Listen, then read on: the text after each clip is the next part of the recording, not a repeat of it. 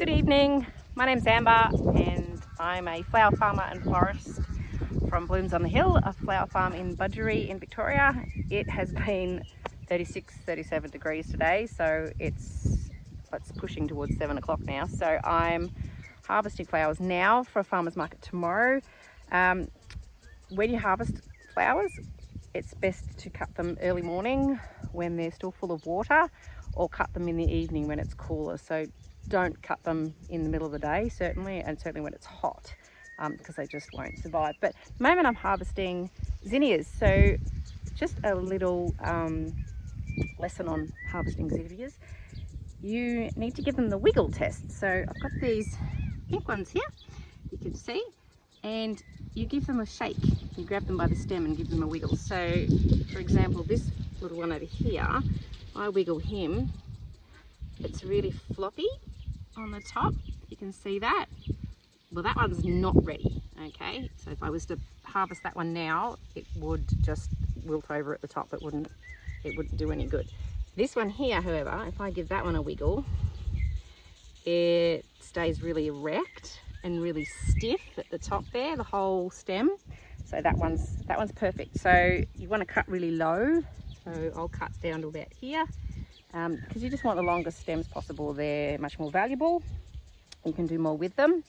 Yeah, so that's really all there is to it. Zinnias are pretty easy. So here's a really big zinnia. This one, give it the wiggle.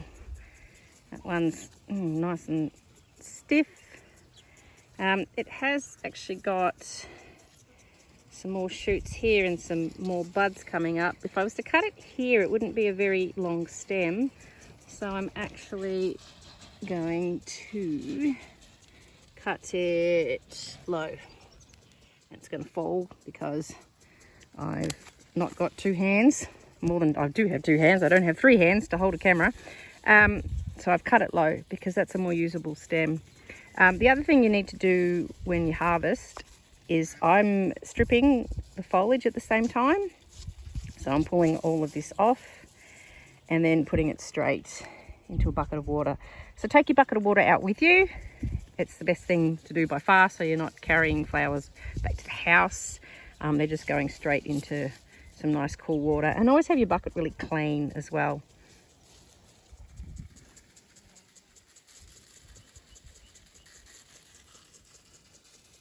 I feel like such a weirdo out here wiggling all my zinnias.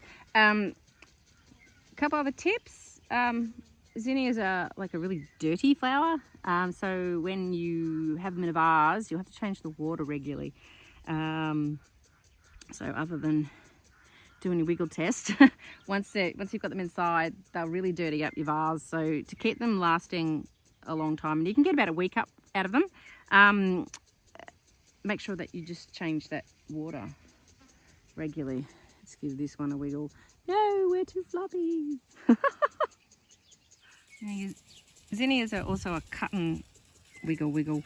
Also a cut and come again flower, which means, yeah, you're okay. Means that they grow more. So it's not like a tulip where you cut your tulip and then there's no more tulips. They'll just keep flowering. So if you've got a really long stem one, you can cut down and make sure that you're leaving, another branching bud off the side. This one doesn't have one, and I might leave him actually. He's a little wobbly, yeah. I know you're nice and stiff, so you can come. Yeah. So no, I'm going to cut him. I can't even see where I'm filming. Down here, I'm going to cut quite low. I hope you've enjoyed my little zinnia picking foray in my garden and learn how to wiggle your zinnias. And I'll catch you next time.